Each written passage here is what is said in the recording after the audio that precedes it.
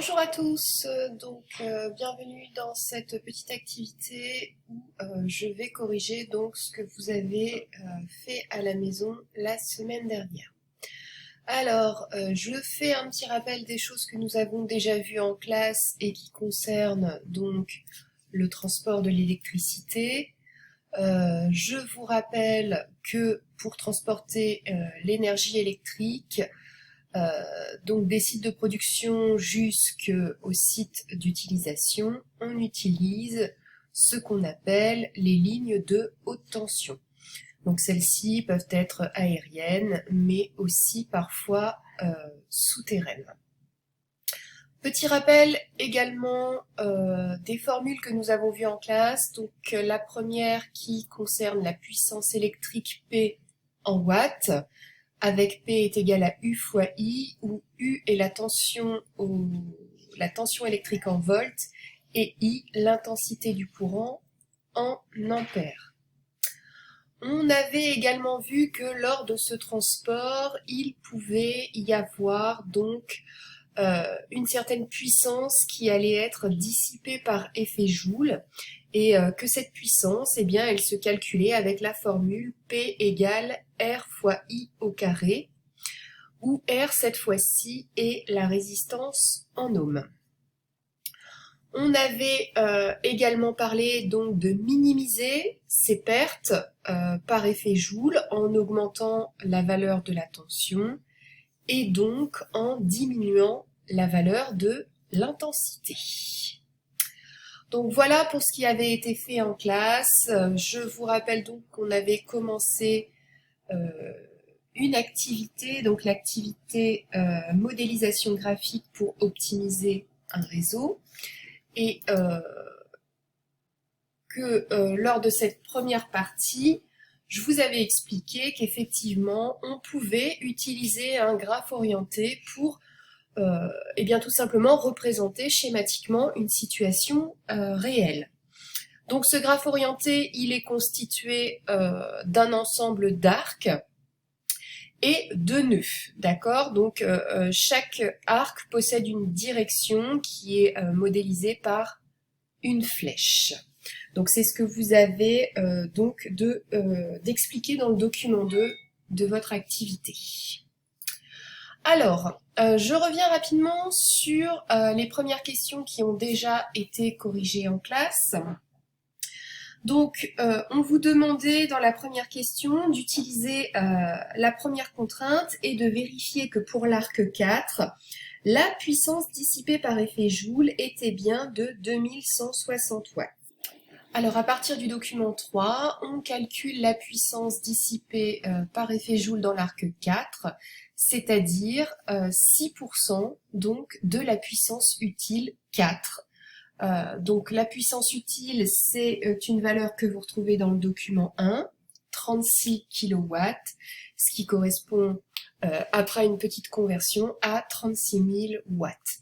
Donc 6% de 36 000 watts, on retrouve bien la valeur avancée dans la question, soit 2160 watts.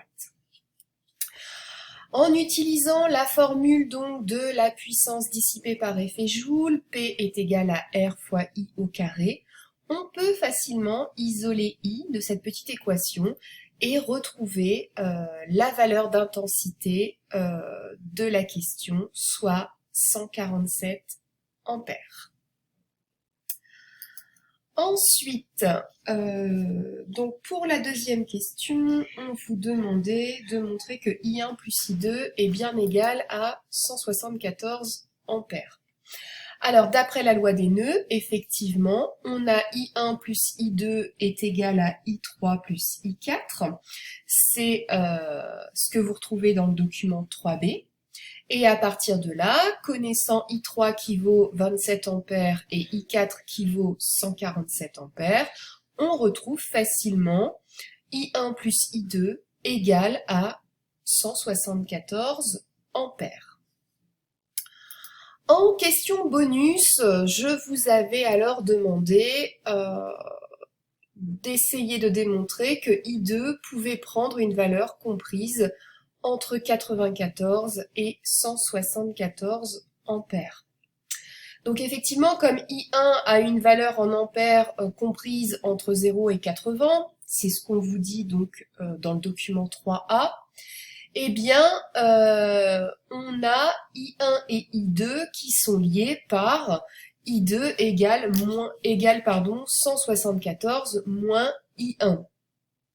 Et là, si vous remplacez effectivement I1 par les valeurs de son intervalle, vous retrouvez bien I2 compris entre 94 et 174 ampères. Troisième question, donc cette fois-ci, on vous demandait d'écrire l'expression de la fonction objective PJ totale en fonction de I1, I2, I3 et I4. Alors, vous savez que par définition, la puissance totale dissipée par effet Joule donc dans le réseau, eh bien c'est tout simplement la somme des puissances dissipées par effet Joule dans chaque arc. Ce qui veut dire quoi? Ce qui veut dire que PJ total, eh bien c'est la somme de PJ1, PJ2, PJ3 et PJ4. Avec pour chaque arc, eh bien PJ qui va être égal à R fois I au carré. Donc je vous rappelle que c'est une des deux formules du cours que nous avons rappelées au début de cette vidéo. Alors eh bien je vais tout simplement remplacer PJ1 par R1 fois I1 carré, PJ2 par R2 fois I2 carré, PJ3 par R3 fois I3 carré, et pour terminer, PJ4 par R4 fois I4 carré. Donc là, je ne fais tout bonnement que remplacer via la petite formule du cours. Alors, comment est-ce que j'en arrive à ma fonction objectif? Eh bien, je connais les valeurs de R1, R2, R3, R4. Je vous rappelle qu'elles sont données dans le document 1. Je connais donc ces valeurs et je remplace. Donc, R1 par 14 ohms, R2 par 5, R3 par 0,5 et R4 par 0,1. Et j'obtiens ainsi ma fonction objectif en fonction donc de I1, I2, I3 et I4. Alors, qu'est-ce qu'on me demandait ensuite? Donc, on vous demandait d'en déduire une expression un peu plus détaillée de PJ total. Donc là encore, je vous rappelle que effectivement la réponse se trouve dans la question. On vous donne cette fameuse fonction objectif et on vous demande simplement de pouvoir la retrouver. Alors là, ici, on voit bien que cette fonction objectif, eh bien, elle est exprimée en fonction de I1 uniquement. C'est-à-dire que I1, c'est la seule inconnue qu'il reste dans cette expression. Donc, je vais reprendre la loi des nœuds. Donc, souvenez-vous, celle qu'on a vue un petit peu plus tôt. I1 plus I2 est égal à I3 plus I4 est égal à 174 ampères. Et je vais donc en déduire que I2, eh bien, c'est tout bonnement I3 plus I4 moins I1, et donc c'est 174, qui correspond à I3 plus I4, moins I1.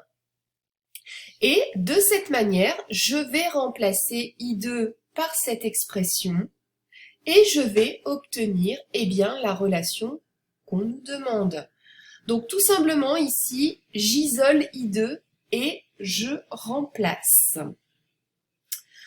Pour terminer, on nous demandait de faire une petite lecture graphique. Donc là, je pense que c'est peut-être la partie la plus simple, puisque on vous demande de repérer le minimum de la fonction objectif PJ total. Donc si vous regardez le graphique, donc sur l'axe des ordonnées, c'est ce qui correspond à une valeur à peu près de, on va dire, 115 000 watts environ. Hein. Et donc, si je prends la courbe 1, donc qui correspond à I1, la courbe qui est en rouge, eh bien, cette ordonnée de 115 000 watts, elle correspond à une abscisse d'environ 45 ampères. Je fais de même pour I2, donc sauf que cette fois-ci, je vais me pencher sur la courbe bleue. Et je détermine l'abscisse qui correspond à 115 000 watts et je trouve environ 130 ampères.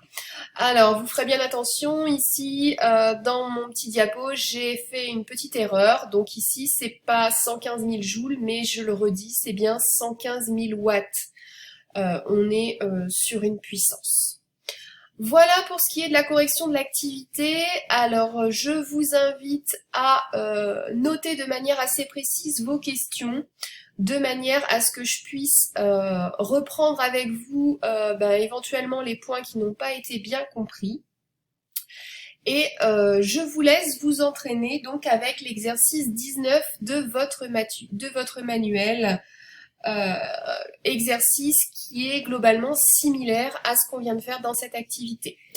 Je vous souhaite bon courage et je vous dis donc à la semaine prochaine.